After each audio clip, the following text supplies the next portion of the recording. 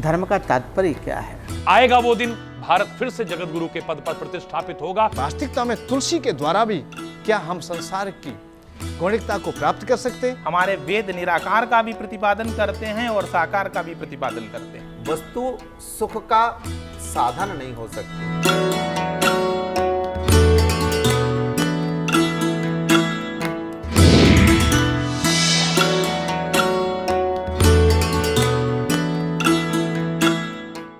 जय श्री कृष्णा, जय श्री राधे। जय श्री राधे। पूज्य महाराज श्री को बार बार वंदन। और तुलसी चैनल के माध्यम से जो श्रोता हमारे नियमित श्रोता हैं और दिनों दिन उत्तरोत्तर वृद्धि हो रही है, बहुत सारे लोगों के फ़ोन, बहुत सारे लोगों के कॉल्स यहाँ पर आ रहे हैं जानने के लिए जीवन का सरल मार्ग, जानने के लिए कि क्या है वो, कौन सा है वो मार्ग जिस मार्ग पर चल करके हम सुख, शांति और समृद्धि प्राप्त कर सकते हैं। वो ज्ञान सभी लोग चाहते हैं सुनना, जिस ज्ञान से हमारा और सारे जगत का कल्याण हो। और उसी मार्ग पर हमें ले जाने के लिए हमारे साथ में विराजमान हैं परम पूज्य बाबा श्री कर्मयोगी जी महाराज। तो हम इनके चरणों में, श्री चरणों में बार बार वंदन करते हैं। और पूज्य महाराज श्री धाम वृंदावन में इस तुलसी मंदिर में हम बैठे हैं, ये हमारा सौभाग्य है। और मैं तो ये कहूँगा कि सौभाग्य ही नहीं, परम सौभाग्य है, क्योंकि इस भूमि को प्राप्त करना या इस भूमि तक आना, ये अपने आप में किसी भी बहुत बड़ी संसार की उपलब्धि से भी कई ज़्यादा सौभाग्य की बात है। ये सबसे बड़ा सम्मान है और ये सबसे बड़ा गौरव है हमारे आपके लिए कि हम ब्रज भूमि में भगवान प्रभु श्री कृष्ण की उस दिव्य लीला विग्रह भूमि में बैठे हैं, जहाँ पर उन्होंने बहुत सारी लीलाएं करी और जगत को वो सिखाया, वो पाठ पढ़ाया जिससे लोग वो प्राप्त कर सकते हैं जो उन्हें अन्यत्र और कहीं नहीं मिल सकता। और उन्हीं की वाणी, जिसे हम श्रीमद् भगवत गीता के नाम से जानते हैं, वो भगवत गीता जिसका एक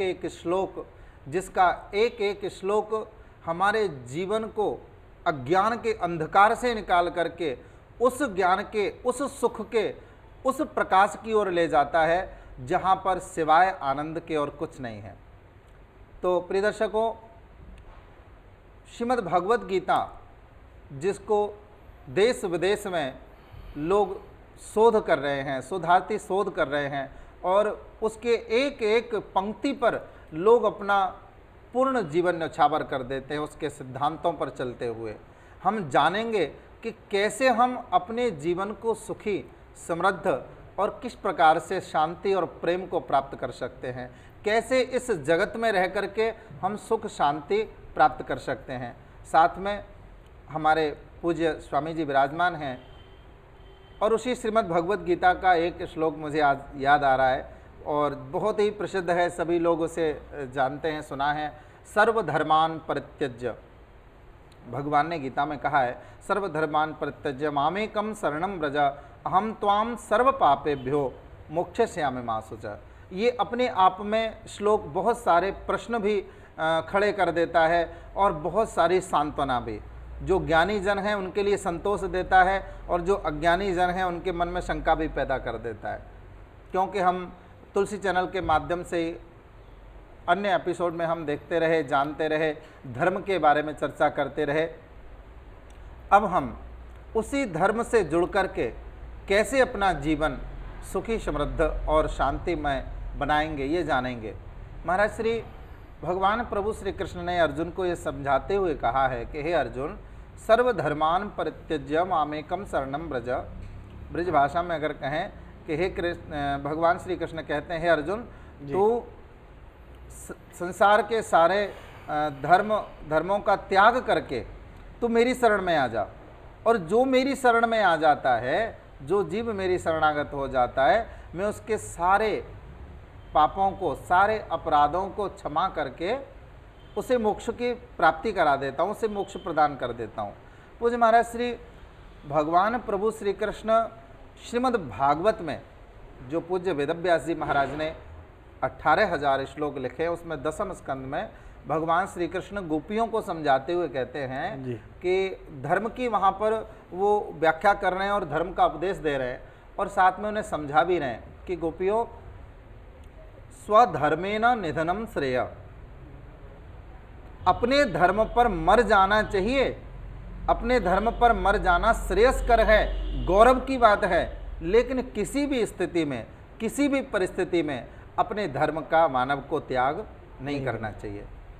एक तरफ ये गूढ़ वेद की बात है, रहस्य की बात है कि एक तरफ तो भगवान कहते हैं कि सब धर्मों को छोड़ के तू मेरी शरण में आ, मैं तुझे मोक्ष प्रदान करूंगा, तुझे जो चाहिए मैं वो प्रदान करूंगा, और एक तरफ वो धर्म का पालन करने की भी बात संसार के जीवों को समझा रहे हैं। तो पूज्य महाराज श्री, हम आपके श्री चरणों में निवेदन करेंगे कि तुलसी चैनल के माध्यम से जो श्रोता जुड़े हुए हैं उन लाखों श्रोताओं को आप ये बताएं कि किस प्रकार से हम, कौन से धर्म से हमें जुड़ना चाहिए और हमारा वास्तव में हमारा मानव धर्म क्या है, कौन से धर्म से जुड़ करके हम अज्ञान के, दुख के अंधेरे से निकल करके सुख के प्रकाश को प्राप्त कर सकते हैं।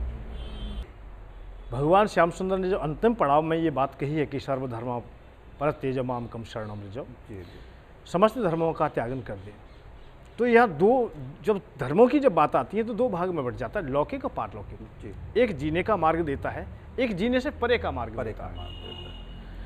तो कृष्ण भगवान जब अर्जुन से जितनी भी बात कही गई है तो दोनों पहलुओं पर बोले गए हैं कि वो लौकिक पर भी बोले कि लौकिक में कैसे जिएगा, ये बात उन्हें बताई गई। यदि तू युद्ध करता है और युद्ध में तू जीतता है तो यह बड़ा सम्मान मिलेगा, आदर मिलेगा, सुख का अनुभव होगा, यहाँ सब कुछ मिल जाएगा तुझे। और यदि तू अपने धर्म का, निहित धर्म का, जो क्षत्रिय धर्म है, उसका पालन करते हुए वीरगति को प्राप्त होता है, तो पारलौकिक अवस्था में आता है, तो वहाँ भी देवता लोग तुम्हारा सम्मान करेंगे। तो मैं पीछे से भी यहाँ लोग गाएंगे कि अच्छा व्यक्ति था, परंतु धर्म से विहीन हो करके ना तो इस लोक में ना परलोक में कहीं भी तुझे शांति का मार्ग नहीं मिलेगा। तो महाराज मैं ये बताना चाहूँगा दर्शकों, आपको भी, कि धर्म हमेशा दो भागों में बढ़ता है, इसीलिए इसे सूक्ष्म कहा गया है। धर्म बड़ा सूक्ष्म है, इसे जानना समझना बड़ा दुष्कर कर्म है। सहजता से नहीं समझ में आता है। कभी कभी ऐसा लगता है ये हमारा धर्म है और वही पलट ले जाता है, वही विपरीत हो जाता है। जैसे कहीं हिंसा धर्म है तो कहीं अहिंसा धर्म हो जाता है। जैसे हमारी पद्धति पूर्ण रूप में नहीं एक ही बात कहती है कि अहिंसा ही परम धर्म हो, परंतु हिंसा भी धर्म। जैसे उदाहरण के लिए गांव के खिरक में कोई सिंह आ जाता है और गांव के लिए हानि करता है, अर्थात मारता है, तो रक्षा के गौ माता की रक्षा के लिए सिंह का यदि वध कर दिया जाता है तो धर्म हो जाता है। देश की रक्षा के लिए किन्हीं लुटेरों को या दूसरे देश वालों को हम लोग वध कर देते हैं, उन्हें हम पकड़ लेते हैं, उन्हें सजा देते हैं, तो धर्म हो जाता है। दुष्टों का हम वध करते हैं, ब्राह्मणों की रक्षा के लिए, गाँव की रक्षा के लिए, स्त्रियों की रक्षा के लिए, गाँव नगर की आदि की रक्षा के लिए उन लोगों का हम वध करते हैं तो धर्म हो जाता है।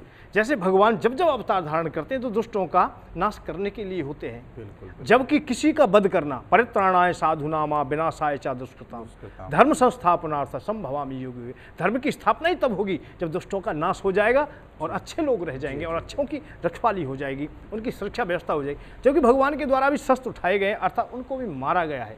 किसको? दुष्ट व्यक्तियों को। वध तो हुआ है तो हिंसा तो हुई है, तो हिंसा करना ही यहाँ धर्म हो गया है। अर्थात इसलिए आज हिंसा की है। भगवान राम ने रावण का वध किया है, रावण का वध किया है, कंस का भगवान कृष्ण ने किया है, महाभारत का युद्ध हुआ है, धर्म अधर्म की लड़ाई होगी, जो अधर्म में मारे जा रहे हैं, हिंसा तो वो भी हो रही है, परंतु वो धर्म हो गया है। तो धर्म तो बड़ा सूक्ष्म है महाराज। परंतु एक चीज जरूर आती है, रामचरितमानस भी ऐसा प्रमाणित करता है कि परहित सरिस धर्म नहीं भाई। परहित के लिए, दूसरों की भलाई के लिए, दूसरों के कल्याण के लिए, देश धर्म के लिए, समाज के लिए, मानवता के लिए, यदि वास्तविकता में तुम्हारा कोई भी विषय भी सामने आता है और वही तुम्हारा धर्म बन जाता है। अच्छा, जब क्रोध भी हो तुम में, पर देश की रक्षा के लिए हो, धर्म की रक्षा के लिए हो, दीन दुखियों की रक्षा सुरक्षा के लिए हो, तो फिर देखते हैं कि वो क्रोध ही तुम्हारा धर्म बन जाता है, वही तुम्हारी पहचान बन जाती है, वही सुख शांति का मार्ग बन जाता है, वही आनंद का मार्ग बन जाता है। उसी क्रोध के कारण तुम पूजे जाते हो, अर्थात आदर किया जाता है, सम्मान दिया जाता है। परंतु जब तक तुम्हें वो मार्ग नहीं मिल पाएगा जब तक स्वधर्म को ना जी अपनाएंगे। जी। बस महाराज जी, आपने बहुत बहुत सुंदर बात बताई और चंद शब्दों में आपने वो बता दिया जो घंटों में नहीं बताया जा सकता, शायद कई दिनों की चर्चा में नहीं बताया जा सकता, कि देश काल परिस्थिति को हमें ध्यान में रखना परम आवश्यक है यदि हम अपने धर्म का कर्तव्य का निर्वाह पालन करते हैं। जैसे आपने उदाहरण देखिए दिया। महाराज, बात जी। ये है कि युग के अनुसार जी हर चीज़ बदलती है और बदलाव में आती है। प्रकृति की स्वयं की गौणिकता है। जी ये प्रकृति स्वयं बदलाव में है जी और ये प्रकृति बदलती नहीं और बदलाव की आवश्यकता नहीं होती तो सतयुग जाता ही नहीं। त्रेता को आने की आवश्यकता नहीं होती, जी त्रेता के बाद द्वापर भी नहीं आता। जब द्वापर आया है तो फिर आगे भी बढ़ने की आवश्यकता हुई, तो इसलिए कलयुग भी आ गया है। यदि अवतार भगवान अवतार लिया है, अर्थात धारण किया है, भगवान राम आए हैं, उनकी पद्धति से यदि आज तक काम चल जाता तो कृष्ण भगवान को आने की आवश्यकता नहीं थी, अर्थात कृष्ण अवतार नहीं होता। हर चीज़ बदलाव में है, हर युग के अनुसार बदलाव है, समय के अनुसार बदलाव है। तो आज जैसे देश की राजनीति में बदलाव आ रहा है, हम चारों ओर देखते हैं, निरंतर देख रहे हैं कि राजनीति में बदलाव आ रहा है, कहीं ना कहीं तो बदलाव है और लोगों में भी जागरूकता है। तो हम ये भी चाहते हैं आज दर्शकों कि धर्म में भी कुछ परिवर्तन हो, लौकिक अवस्था को देख करके धर्म की व्याख्या की जाए। केवल हम सतयुग की बातें आज करेंगे तो शायद हो सकता है उनमें से कोई भी बातें हमारी समझ में ना आए या हमारे काम में ना आए। जब तक हम लौकिकता से नहीं जुड़ते, ना तो वो धर्म श्रेष्ठ होता है ना कर्म श्रेष्ठ होता है। कर्म और धर्म दोनों श्रेष्ठ और दिव्य तभी होते हैं जब हमारी समाज से जुड़ जाते हैं, हमको मार्ग दे देते हैं, हमें आगे की सीढ़ी बता देते हैं, कल्याण का मार्ग में बता देते हैं। बहुत अच्छा। मुझे किसी कवि की लाइनें याद आ रही हैं कि मजहब नहीं सिखाता आपस में बैर करना, और साथ में कहा गया कि अब तो मजहब कोई ऐसा भी बनाया जाए जिसमें इंसान को इंसान बनाया जाए। तो बहुत इस कलिकाल में हम जो मारामारी, बहुत सारे दुख कष्ट, लोगों में आपस में द्वेष ईर्ष्या, जो क्लेशों में, कष्टों में, ग्रह कष्टों में बाहर से आक्रांत हैं, भयभीत हैं, दुखी हैं, वो सभी लोग धर्म के इस चिन्ह को पहचानें, धर्म के इस उद्देश्य को पहचानें कि हम कोई भी धर्म, दुनिया का कोई भी धर्म, कोई भी पथ, कोई भी मजहब हमें आपस में लड़ना, बैर करना या दूसरे को नुकसान पहुंचाने की शिक्षा कदापि नहीं देता। हमें अगर देता है तो दूसरे को सुख देने की शिक्षा देता है, दूसरे को आनंद देने की शिक्षा देता है कि अगर आप किसी का दुख मिटा सकते हो तो इससे बड़ा आपकी कोई शायद पूजा नहीं है। आप दूसरे के आंसू पहुंच सकते हो तो इससे बड़ा भगवान के गले में डालने वाली माला कोई और हो नहीं सकती है। नहीं महाराज, बहुत अच्छी बात है। वैसे मेरी तो यही बात खत्म हो जाती है फिर तो, यदि आप लोग ऐसा ये दुनिया कह रही है समझ लेते हैं और आप भी यही समझ लेते हैं कि मजहब मतलब दुश्मनी नहीं करता है या बैर नहीं बढ़ाता है, आपस में बैर रखना। परंतु दर्शकों, मेरी विचारधारा बिल्कुल शायद हो सकती है अलग हो और तुम्हारे काम भी ना आए, पर काम आ जाए तो समझ लेना केवल इन धर्मों के कारण ही हम लोग बैर भाव में हैं। धर्म ना होते तो हम बंटवारे में इस तरह से आते ही नहीं। मुसलमान ईसाइयों से बैर ना करते या मुसलमान हिंदुओं से नहीं करते, हिंदू ईसाई से नहीं करता, ईसाई हिंदू से नहीं करता। हम पंथों में भी बट गए, एक ही नहीं, मैं तो यहाँ तक कहता हूँ जैसे हिंदू धर्म है अर्थात सनातन धर्म है, इसके भी एक दूसरे पंथ हैं, परंपराएं हैं, संप्रदायताएं, ये सब अलग अलग एक दूसरे के बैर में ही अर्थात विरोध में ही खड़ी होती हैं। रामानंदी श्यामानंदी के बैर में ही अर्थात विरोध में ही उत्पन्न होता है।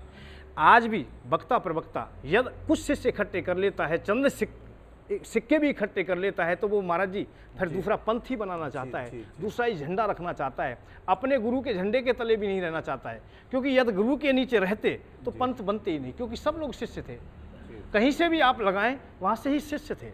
पर शिष्य भी गुरु के नीचे नहीं रहना चाहते, वो भी अलग अपना आश्रम बनाना चाहते हैं, अपनी पहचान बनाना चाहते हैं। दर्शकों, मुझे तो कुछ ऐसा लगता है, मेरा स्वयं का भ्रम हो सकता है कि इन धर्मों के कारण ही हम लोग एक दूसरे से द्वेष करते हैं कि ये पंडित है या तो मैं मौलवी है, हम आपस में पास नहीं बैठ सकते हैं। तो धर्मों की संज्ञाओं में कहीं हो सकता है कि आज परिवर्तन की आवश्यकता है। इन धर्मों को हमें समझना पड़ेगा जिससे कि मानवता को एक जगह लाया जा सकता है। भगवान श्याम सुंदर ने यही बात कही है कि जो अलग अलग तुमने प्रणाली पाड़ रखी हैं इनका त्यागन करके, यही बात आई है कि अर्जुन कह रहा है कि मेरी प्रणाली ये है कि मैं अब युद्ध क्षेत्र से बाहर जाऊं। परंतु भगवान कृष्ण ने कहा नहीं, ये तेरा अब निहित कर्म नहीं है, कि जो तेरा कर्म था पहले से जो शास्त्र चला आ रहा है, जो प्रणाली में बंटवारे में आ गया है, जो तेरे पिता का जो धर्म था, जो तेरे बाबा का धर्म था, तेरे पर बाबा का धर्म था, वो तेरा निहित धर्म है, वो क्षत्रिय धर्म है, उससे तू कर। जो अपने धर्म को ना निभा सकेगा, धर्म को कर्तव्य के अर्थ में भी हाँ, धर्म और कर्तव्य अलग नहीं हो सकता, अलग नहीं है ये। हाँ, एक गाड़ी के दो पहलू हैं। लोगों में थोड़ा सा ये सोचने में कुछ अलग बात, धर्म का नाम आते ही नहीं, धर्म पद्धति का मतलब ये माला मात्र नहीं है, छवि पैदा हो जाती है। तो हम देखते हैं कि कर्तव्य, जी महाराज जी, मैं ये कहना चाहता हूँ, धर्म केवल माला मात्र नहीं है जी, धर्म कर्म मात्र है, कर्तव्य मात्र है। कर्तव्य, बिल्कुल, कर्तव्य से अलग नहीं है, कर्तव्यहीनता नहीं है। भगवान श्याम सुंदर यही बात कहते हैं, कर्मण्येवाधिकारस्ते, तू कर्म करने के लिए बाध्य है, इसलिए तू कर्म विहीन क्यों होता है? फिर तू उस कर्म को करना चाहता है जो तेरा नहीं है, जो तेरे पिता का नहीं, तेरे बाबा का नहीं, तेरे पूर्वजों का नहीं है, उस कर्म को तू करने की बात कहता है। दर्शकों, एक महत्वपूर्ण बात आ गई है महाराज जी तुम्हारे जी। अर्जुन अपने को हर मोड़ पर एक बात कहता था कि मैं संत होना चाहता हूँ, बैरागी होना चाहता हूँ, बिल्कुल, और जबकि वो पात्र भी था जी, क्योंकि उसका परीक्षण कई जगह हो चुका था। उर्वशी के द्वारा उसके संयम की परीक्षा ली गई थी। निंद्रा विजयी थे, बलवान थे, शीलवान थे, गुणवान थे, सुंदरवान थे, अतः सुंदरता भी थी, हर गुण उनके पास था, और तपस्या के भी बहुत धनी थे। उन्होंने शंकर भगवान को भी प्रसन्न किया है, प्रत्यक्ष दर्शन प्राप्त किए हैं। शक्तिशाली इतने हैं कि देवताओं की भी सहायता की है। संयमी इतने हैं कि उन्होंने उर्वशी को भी ठुकरा दिया है, जो कि देवलोक की सर्वश्रेष्ठ अप्सरा है। तो संयमी थे, और उनके हृदय में उतना करुणा और भाव भी थी कि अपने भाई परिवार आदि को देख कर करुणा से भर जाते हैं, और अपने दुख को भूल जाते हैं, अपनी पत्नी के अपमान को भूल जाते हैं, अपने अपमान को भूल जाते हैं, और यही बात निर्णय कर लेते हैं, चाहे मुझे दुनिया का कोई भी दुख प्राप्त हो, चाहे दुनिया मुझे अपमानित करे, और यहाँ तक अवस्था आ गई है कि मुझे दुर्योधन भी मुझे दुत्कारेगा तो भी मुझे कोई परेशानी नहीं है, तो भी मैं रोटी का टुकड़ा या भीख मांग के भी पालूंगा तो भी मुझे श्रेयकर है, अच्छा है, परंतु मैं युद्ध नहीं करना चाहता। कि वे तो द्रवित भी थे, परंतु माधव ने उन्हें वैराग्य में नहीं लगने दिया, उनसे कहा नहीं, तुझे कर्म करना पड़ेगा। वैराग्य में अगर लग जाएगा तो तू केवल, शायद यही भाव था कि केवल अपना कल्याण कर पाएगा, लेकिन कल्याण महाराज जी मैं नहीं मानता हूँ, वो तो भगवान कृष्ण की होगी, या हो सकता है आपके भी उद्गार हो, आपकी इच्छा हो, वो आपका अपना भी कल्याण नहीं कर सकता। वो मानव जो कर्महीन होकर के यद वैराग्य में जाता है, कर्म अधूरे जिनके रह जाते हैं, जैसे विश्वामित्र महामुनि भी तपस्या के लिए चले गए, परंतु कहीं ना कहीं उनकी इच्छाएं शेष रह गई थी, इसलिए पुनः संसार में आते हुए दिखाई दिए। उसका परिणाम कि उनकी शकुंतला नामक बेटी भी उत्पन्न हो गई, अर्थात मैंने कहा अवसर से। तो ये मैं नहीं कह सकता हूँ। सौबेर ऋषि इसी वृंदावन धाम में यमुना माँ के किनारे या गहराई में समाधि ले लेते हैं वर्षों, कहीं ना कहीं कामना छुपी रह गई, तो इसलिए अधूरापन हो गया है। वैराग्य की दर्शकों एक निहित एक ऐसी पद्धति है कि वैराग्य तो जब प्रारंभ हुआ है तो अरुचि से प्रारंभ हुआ है। जब अरुचि नहीं है और वैराग्य तुमने धारण कर लिया, झूठ मूठ को धारण कर लिया है, तो कहीं ना कहीं ये संसार तुम्हें सामने खड़ा मिलेगा। या धन के अभाव में और धन की लालसा में तुमने वैराग्य धारण किया है तो धन तुम्हें सामने मिलेगा। जिस भोग को तुमने छोड़ा है या तुमने उसे पूर्ण रूप में पाया नहीं, उससे अरुचि नहीं हुई, संतुष्टि नहीं हुई, तो वो सामने ही मिलेगा। इसलिए वैराग्य तो तभी प्राप्त होगा जब तुम अरुचि में आ जाओगे, जिससे तुम प्राप्त कर लोगे और स्वतः छोड़ने के लिए चलोगे। अर्जुन में कहीं ना कहीं कमी देखी, क्यों कि 13 साल उसने क्रोध को दबाया था, उसने क्रोध को दबाया था और युद्ध करने की तैयारी की थी। देवताओं से अस्त्र भी मांगे हैं और लेके भी आए हैं, उन्होंने पूर्ण तैयारी की थी। तो थोड़ी देर के भाव या करुणा के कारण वो जीवन को काटने वाला मार्ग नहीं था, वैराग्य में स्थिरता नहीं हो सकती थी। अर्जुन फिर क्रोध में आते और फिर वही अवस्था आती। इसलिए माधव ने ये कहा कि तुम पहले जो काम छुपा पड़ा है, जो इच्छाएं छुपी पड़ी हैं, उन्हें सामने आने दीजिए। एक बात रामायण में और आती है महाराज जी ऐसे ही, कि भगवान राम दर की ठोकर खाते हुए हनुमान जी के द्वारा सुग्रीव तक पहुंच जाते हैं, और सुग्रीव से जब मित्रता होती है और एक दूसरे से बातें करते हैं, तो सुग्रीव ने अपना रोना पहले प्रारंभ कर दिया है कि मैं तो वर्षों से पत्नी से बिछो मैं हूँ, तुम तो कल परसों की बात है। तो भगवान राम ने भी विचार कर लिया है, जब इतना लंबा जो दुख पा रहा है, इतने दिन से जो बिछो में है, वो थोड़े दिन वाले बिछो की क्या सहायता करेगा, क्यों ना पहले इसका ही जो संकट है उसे दूर कर दिया जाए। अर्थात ये रामायण सिद्ध करती है कि उनकी पत्नी को दिलाया, राजकोष दिलाया, धन संपदा दिलाई, और जब ये सब काम हो गया तो फिर भगवान राम की इच्छा मन में हुई कि अब मेरी पत्नी को भी ये दिलाए, अर्थात मेरी पत्नी की भी खोज करे, मेरी भी सहायता करे। पर एकाएक भगवान राम के हृदय में ये विचार उत्पन्न हुए कि ये वर्षों से भोगों से अलग है, पत्नी से अलग है, धन संपदा से अलग है, मेरे काम करने में इसका मन नहीं लगेगा। इसलिए उन्हें 4 महीने अर्थात 4 बरसात के दिन सुग्रीव को दे दिए कि 4 महीने तुम संसार के भोग भोग लीजिए, या जीवन के मानो ये भी समझ लें कि भगवान ये कहते हैं कि 4 अवस्थाएं हैं तुम्हारे पास में, बचपना है, जवानी है, बुढ़ापा है और मृत्यु का दरवाजा है। इसलिए सुग्रीव को भेज दिया कि तुम पहले संसार से ऊब जाइए और ऊबने के बाद मेरे पास आओगे तो मेरे काम में तुम जुट जाओगे, जब तक तुम्हें अधूरापन रहेगा तब तक मेरी सहायता ना कर सकेंगे। इसलिए उन्हें 4 महीने के लिए भेज दिया है। ये रामायण में आता है, जब वो थोड़ा अटकते भी हैं तो ये आती है, चौपाई आती, सुग्रीव औषध मोर बिसारी पावा राजकोष पुरनारी, ये बात आती है। है कि अपने कर्म के प्रति आस्था बड़ी आवश्यक है। जी जी। और उसी के आधार पर जीव को जो कुछ भी प्राप्त होता है उन कर्मों के आधार पर ही प्राप्त होता है। पूज्य महाराज श्री, हमारी बात प्रारंभ जिस विषय पर हुई थी उसी विषय पर चर्चा चल रही है। सर्वधर्मान परित्यज्य मामेकम शरणं व्रज अहम त्वाम सर्व पापेभ्यो मोक्षयिष्यामि मा शुच। जाने में अनजाने में किसी भी प्रकार से जीव के द्वारा बहुत सारे पाप कर्म हो जाते हैं, जाने में अनजाने में। और दुनिया में ऐसा कोई व्यक्ति नहीं है, कोई इंसान नहीं है जिससे कभी अधर्म न हुआ हो, कभी पाप न हुआ हो। कभी न कभी जाने में अनजाने में, श्वास प्रश्वास के द्वारा भी न जाने कितने जीवों की हमारे से हत्या हो जाती है। तो जीव के वो कौन से धर्म हैं जिन धर्म का वो त्याग करे और जिनका त्याग करके भगवान की शरणागत हो करके वो सुखी हो सके, सुख में जीवन पा सके और अपने कल्याण का मार्ग प्रशस्त कर सके। देखिए महाराज जी, हम लोगों को कहीं कहीं ऐसी अवस्थाओं की परिपक्वता मिलती है तो गीता जी से ही मिलती है। जी जी। या शास्त्रों से मिलती है या विद्वानों के उनके निचोड़ों से मिलती है। जी। कि हम संसार में निरंतर कोई ना कोई कर्म करते हुए अपराध तो कर ही लेते हैं, या हमसे अपराध बन ही जाते हैं ना चाहते हुए। जी।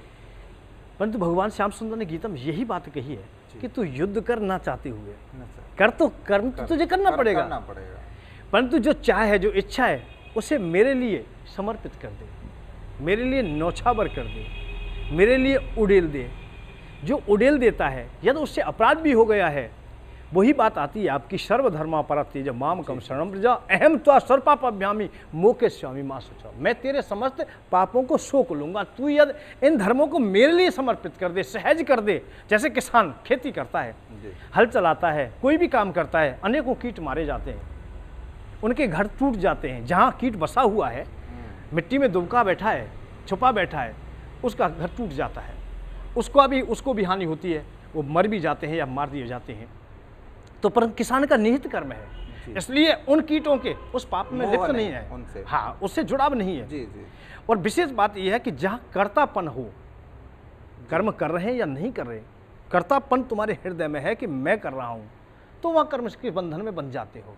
और मैं कर ही नहीं रहा हूँ, और स्वाभाविक ही कर्म है, स्वाभाविक ही क्रिया है, हमारे बोलने की, चालने की, रहने की, सहने की स्वाभाविक क्रियाओं में आ रहे हैं। हम चाह रहे हैं कि हम जी रहे हैं या हमारा कोई प्रयत्न है जीने में, नहीं, हम स्वाभाविक जी रहे हैं। हम स्वाभाविक जीवन प्राप्त किए हुए हैं। ऐसा नहीं दर्शकों कि हम स्वयं अपने प्रभाव से या अपने कोई पावर से हम जी रहे हों, हमारे पास कोई ऐसी विधि हो कि हमें जीने का कोई मार्ग मिल गया हो, कोई सुगम रास्ता मिल गया हो, या हम अपने पास कोई ऐसी बूटी ले ली है जिससे हम जी रहे हैं। नहीं, स्वाभाविक जी रहे हैं, स्वाभाविक वाणी है, स्वाभाविक क्रियाएं हैं, ये सब स्वाभाविक हैं। और जब स्वाभाविक जब तक रहेंगी, जब तक ये योग्य की रहेंगी, और जब इन्हें अपने पे जिम्मेदारी पे ले लेंगे कि हम जी रहे हैं, हम लोग क्रियात्मक हैं, हम कर रहे हैं। अष्टावक्र गीता में ये बात विशेष करके आती है महाराज जी कि मैं करने वाला हूँ तो बंधन में बन जाता है। अहम कर्तांति माँ कृष्णानिधन सता न हम कृतांति विश्वास अमृत पीता सुखी बाबा। तू नहीं करने वाला है तो तू मुक्त हो जाता है, और करने वाला है तो बंधन में बन जाता है। करतासी ना भोगतासी मुक्तिवासी सर्वदा। तू करता नहीं है, तू भोगता नहीं है, अपने में ये सोच लेता है तो मुक्त हो जाता है। और ये सोच लेता है कि मैं करने वाला हूँ, मैं राजा हूँ, ये सेवक है, या ये मेरे बगैर नहीं होगा, ये मेरी पत्नी है, ये मेरा है, ये मेरा है, अपनापन जहाँ आ जाएगा, जहाँ कर्तव्यपन का भाव आ जाएगा, वही बंधन में बन जाता है। और बंधन से मुक्त होने का मार्ग सुगम है कि मैं नहीं हूँ करने वाला। वाह वाह, बहुत सुंदर महाराज श्री ने आपने जो मार्गदर्शन दिया, सच में वो बड़ा ही दिव्य है। और मुझे गोस्वामी तुलसीदास जी महाराज की एक चौपाई याद आ रही है कि हर्ष विषाद ज्ञान अज्ञाना जीव धर्म अहमिति अभिमाना। जिन बातों का आपने जिक्र अभी अभी किया, थोड़े से कुछ मिल जाए हमें, थोड़ी सी प्राप्ति में हम फूले नहीं समाते, 10 रुपये भी रास्ते में पड़े हुए मिल जाते हैं और उसे अपनेपन की भावना आ जाती है कि अभी ये मेरे हो गए, और वही बाद में अगर गिर जाते हैं तो हम दुखी हो जाते हैं। थोड़ा सा ज्ञान का अभिमान भी दुखदायी हो जाता है। तो ये संसार के जीव के जो धर्म हैं, जैसा कि आपने बताया, निवेदन किया, इनका त्याग करने पर ही मानव का जीवन सुख के मार्ग पर, शांति के मार्ग पर और कल्याण के मार्ग पर जा सकता है। पूज्य महाराज श्री, वो सरल उपाय जो आपने दर्शकों को बताया, और कुछ और भी कुछ गहराई से दर्शकों को ये बताने की कृपा करें कि वो सरल उपाय, वो सरल मार्ग क्या है। वो एक सिद्धांत बहुत सारे झंझटों में आज के जो लोग हैं, आज के जो जन साधारण हैं, वो नहीं पढ़ सकते, क्योंकि उन्हें सुबह जगते ही नहाना धोना, उन्हें फुर्सत नहीं है कि 2 अगरबत्ती भी लगा सकें, उन्हें फुर्सत नहीं है कि कोई क्रियाकर्म कर सकें। वो बस सुबह उठ कर के ड्यूटी जाना, शाम को आना, बच्चों के साथ खेलना, और उनकी दिनचर्या यही है। तो ऐसी भागदौड़ भरी जिंदगी में वो ऐसा कौन सा सरल उपाय है, वो ऐसा कौन सा उपाय है जिससे कि वो लोग अपने आत्मकल्याण का मार्ग भी उसमें प्रशस्त कर सकें, आत्मकल्याण का भी मार्ग खोज सकें, साथ में लौकिक कल्याण भी अपना कर सकें। देखिए महाराज जी, लौकिक करते हुए ही पारलौक प्राप्त होता है। जी महाराज जी। स्थूल से ही सूक्ष्म है जी। अब तक जितनी चर्चाएं होती हैं वो सूक्ष्म से स्थूल की बातें होती हैं। जी जी जी। परंतु मेरे पलट है स्थूल से सूक्ष्म है। जी। हम विग्रह से परम ब्रह्म परमात्मा तक जाते हैं, हम निराकार ब्रह्म तक पहुंचते हैं। बिल्कुल ठीक है, तो प्रकृति से परमात्मा की ओर। जी। और अभी एक शब्द आया था तुम्हारा कि ज्ञान में अहंकार हो जाना। जी जी। ये कोई बात है ही नहीं। जी। हम व्यर्थ में ऐसी बातें शायद निर्णय ले लेते हो कि ज्ञान का भी अहंकार होता है। जी जी। ज्ञान का तो अहंकार होना ही है। जी। ज्ञान का अहंकार नहीं हुआ तो ज्ञानी क्या है? ज्ञानी तो खोजता है परमात्मा को और बताता है कि मैं कुछ हूँ। अपनी प्रस्तुति वो स्वयं प्रस्तुत करता है कि मैं कुछ हूँ, वो सिद्ध करता है, भगवान को खोज के सिद्ध करता है। तपेश्वरी तप की बात करता है, उपवास करने वाला उपवास की बात करता है, समाधि वाला समाधि की बात करता है। देवर्षि नारद ने जब कामदेव को जीत लिया तो वो बता रहे हैं कि मैंने समाधि ली, मैंने योग साधना किया और मैं विजयी हूँ। जहाँ जहाँ चर्चाएं आएंगी, जहाँ जहाँ चर्चाएं, विश्वामित्र की चर्चाएं, तो उन्होंने भी बताया कि मैं भी कुछ हूँ, अर्थात मैंने तपस्या किया है। जी जी। परंतु वास्तविकता क्या है और कैसे हम सुगमता से इन समस्त रोगों से दूर होंगे, वो है भक्ति मार्ग। जी। जो समस्त कल्याणों का मार्ग है वो है भक्ति मार्ग। क्योंकि भक्ति मार्ग में ही एक कर्तापन नहीं होता है, स्वाभाविक समर्पण भाव है, नौछावर है। ज्ञान में तो होगा अहंकार, ज्ञान धारण करना चाहिए, क्यों? ज्ञान में तुमने मेहनत की है, परिश्रम किया है तुमने, उसे तो तुम लेना चाहोगे, उसकी मजदूरी तुम चाहोगे। परंतु भक्त कुछ नहीं चाहता, क्योंकि भक्त की बात ही नहीं होती। भक्त तो कुछ अपना कर्तव्य रखता ही नहीं कि मैंने कुछ किया है। भक्त की आंखों में तो केवल आंसू है, केवल करुणा है। वो रो के परमात्मा के सामने जाता है। बाकी के तो अधिकार से जाते हैं कि मेरा कुछ है, वो तो सिंहासन पर बैठना चाहते हैं।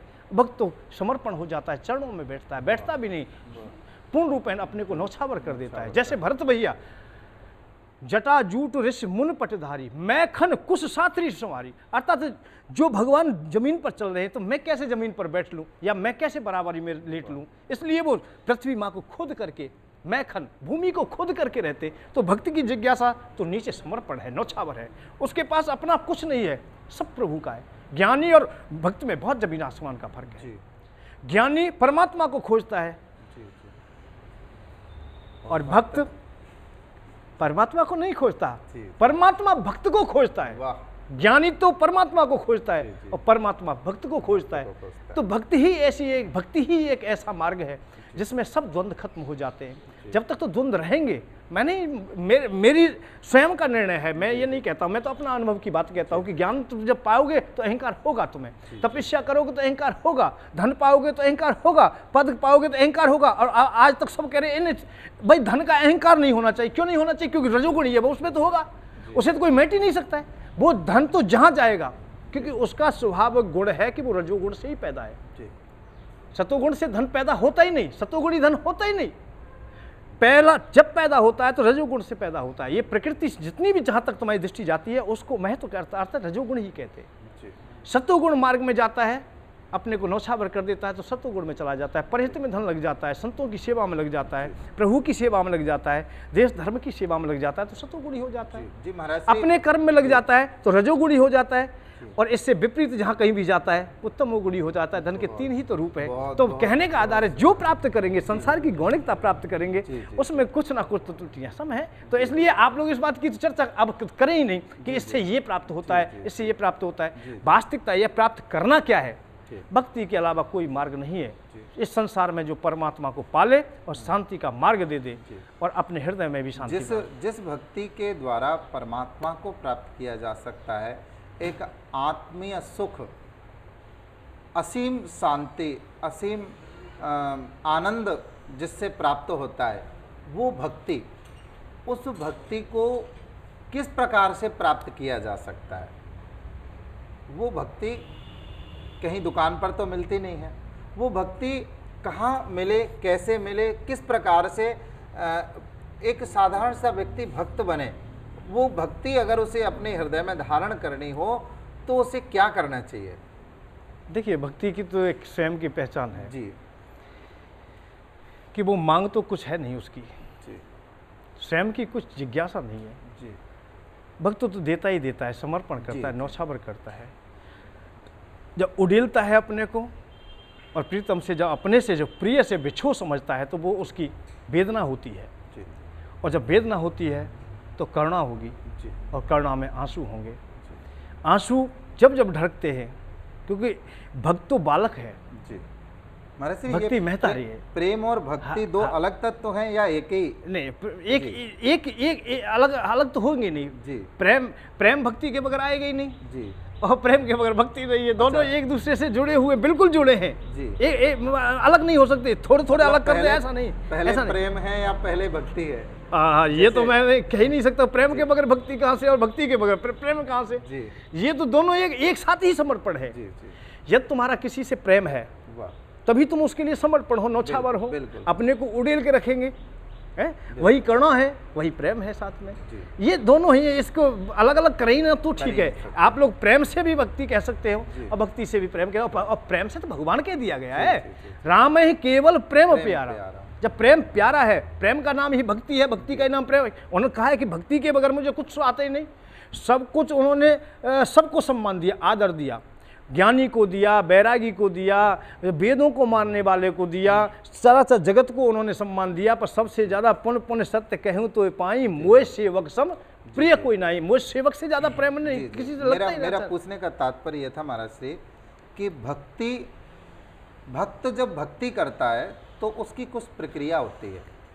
जैसे भक्ति के 9 चरण संतों ने आपने बताए हैं, श्रवणम कीर्तनम विष्णु स्मरणम अर्चनम वंदनम दास्यम, ये भक्ति के क्रम हैं।